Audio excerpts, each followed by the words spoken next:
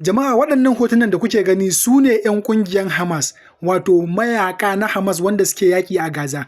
Na san zuwa yanzu kun samu labarin cewa ƙungiyar Hamas a satin nan ta ruguza duka gwamnatin da take da shi a zirin Gaza. Sannan kuma duk wani mukamin da take rike da shi control ɗinta na police, administration da duk wani abin da yake da alaka da gwamnatin Hamas. Hamas ita da kanta ta ruguza wannan gwamnatin, sannan kuma ta ce ta shirya mika gwamnatin ga masu riƙon ƙwarya da za su lura da zirin Gaza nan ba da jimawa ba. Me hakan yake nufi? Hamas dai ta yi kusan shekara 20 tana mulkan Gaza tun bayan yaƙi ko kuma rikici da ya barke tsakaninta da ƙungiyar Fatah, wanda kuma Fatah ƙungiya ce ta gwamnatin Gaza, wanda gwamnatin Falastinawa suka fara yaƙi da isu da ƙungiyar Hamas. Hamas ta yi nasara ta kore su a Gaza, sannan kuma aka yi zaɓe 'yan Gaza suka zaɓi Hamas da su ci gaba da mulkarsu a Gaza. Tun bayan wannan lokacin, around 2006 bayan an yi wannan yakin, kungiyar Hamas ta ci gaba da ruling Gaza har zuwa wannan lokaci. So menene kuma yanzu yasa Hamas lokaci ɗaya kawai ta dissolving ta ruguje gwamnatin ta da yake Gaza?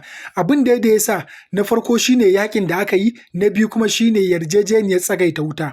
Yarjejeniyar tsagaita wutan nan dai bayan lokacin da kasar Isra'ila ta ci gaba da kai muggan hare-hare da kuma kashe kananan yara da mata da 'yan makaranta da tsofaffi, ta ci gaba da kai musu hari wanda basu ji ba basu gani ba.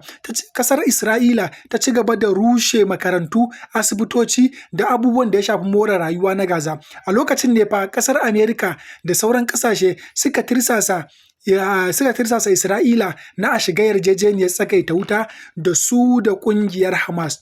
Sai dai fa wannan yarjejeniyar ya babbaya da kura. A farko dai shine da ƙyar Isra'ila ta yadda ta shiga wannan yarjejeniya na tsagaita wuta, sannan kuma bayan ta shiga yarjejeniyar tsagaita wutan nan, sai ta ce fa za ta yi yarjejeniyar nan ne da sharaɗi. Duk da cewa wasu ƙasashen duniya sun ce dole ne a kafa ƙasashe guda biyu, da Isra'ila da kuma ƙasar Falastinawa. A yarjejeniyar Isra'ila ta ce bata yadda ba. Ita sharaɗin da za ta saka shine ya zama dole sai an rusa gwamnatin Hamas, sannan kuma sai an kwace makaman da suke hannun a Hamas, wato an disarming ɗin mayakan Gaza.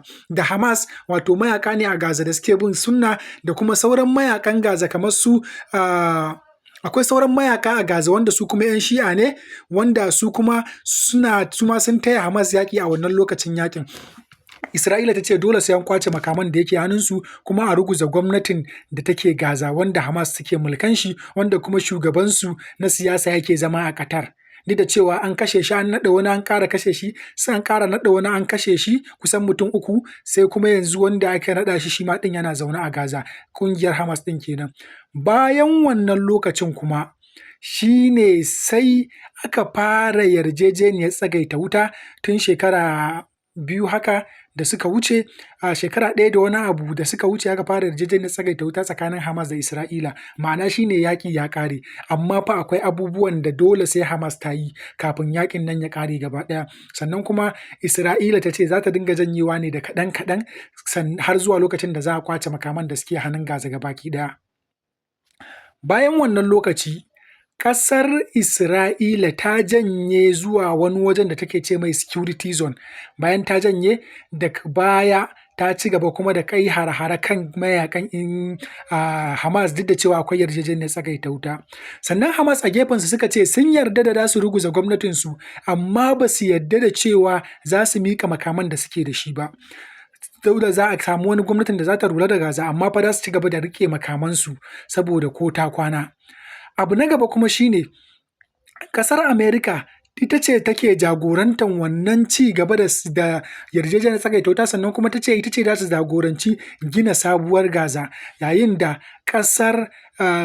mayakan Gaza suka ce su fa ba su yadda a kawo ɗan wata ƙasa da sunan zai ci gaba da kamar mulki ko shugabancin Gaza wai na wani lokaci ba.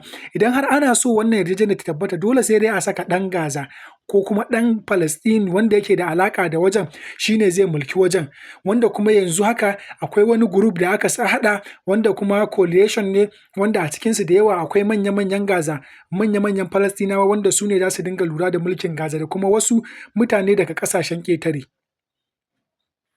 Wannan shine babban dalilin da ya sa a satin nan Hamas ta ajiye mulkin Gaza, ma'ana ta rushe gwamnatinta na Gaza. Sai dai fa duk da haka Isra'ila ta ce ko da a ce Hamas ta ajiye gwamnati ta ajiye mulkin take yi a Gaza, ba za ta rabu da Hamas ba har sai an kwace duka makaman da yake hannun Hamas. A gefe guda kuma a ƙasar Lebanon, mayakan Lebanon su ma sun ci gaba da kai ruwa rana da sojojin gwamnati, inda sojojin gwamnati suke cewa su ma suna shirye, ko kuma in ce gwamnatin take cewa tana shirye ta kwace makaman da suke hannun Hizbullahi, wanda kuma Hizbullahi su kuma suke cewa sai dai a yi abu guda biyu, ko a basu da abu guda ɗayan biyu, ko a basu da makamansa a zauna lafiya, ko kuma a yi ƙoƙarin kwace makaman da suke hannunsu a shiga yaƙi tsakaninsu da gwamnatin Lebanon, wato yaƙin basasa wanda ake ce mai civil war a turance. Wannan abin da yake tafiya kenan a gefe bangarori guda biyu na Isra'ila, wanda kuma duka damuwar Isra'ila shine ta kwace makaman da suke hannun Hamas, sannan kuma ta kwace makaman da suke hannun Lebanawa, wato makaman da suke hannun Hizbullahi na Lebanon, da kuma makaman da suke hannun Hizbullahi wanda suke Syria.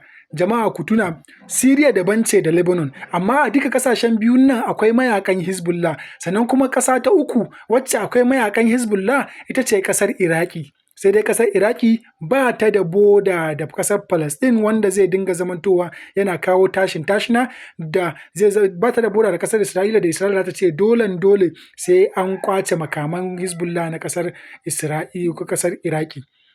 Amma dai a ƙasashe guda uku nan duka akwai Hizbullahi, ma'ana shine a ƙasar Syria, akwai a ƙasar Iraki, sannan kuma akwai a ƙasar Lebanon. Duka waɗannan ƙasashe akwai mayakan Hizbullahi. Jama'a, abin da nake so in jawo hankalin mu a nan shine, ita fa Isra'ila ƙasa ce da ba wai tana yaƙan addini direct bane. Yaƙin ta yana da alaƙa da addini, musamman ma addinin da ba addinin ta ba. Kowane addini tana mai kallon kamar abokin gaba ne, amma direct abin da ta fi pursuing shine tana da wani ajandan da suke ce mai Greater Isra'ila. Greater Isra'ila dai wani ajanda ne da yake kokarin ya sa Isra'ila ta karɓe iko da duk wani ƙasa ta gabas ta tsakiya. Idan kuma bata karɓi iko da wannan ƙasar ba, ya zamanto cewa ita ce take faɗan abin da za a yi a ƙasan ko kar a yi, kamar ta yadda America take yi da sauran ƙasashen duniya, ta ba su takunkumi, ta sa su yi kaza dole su yi, sannan kuma dole su bi dokan da suka saka.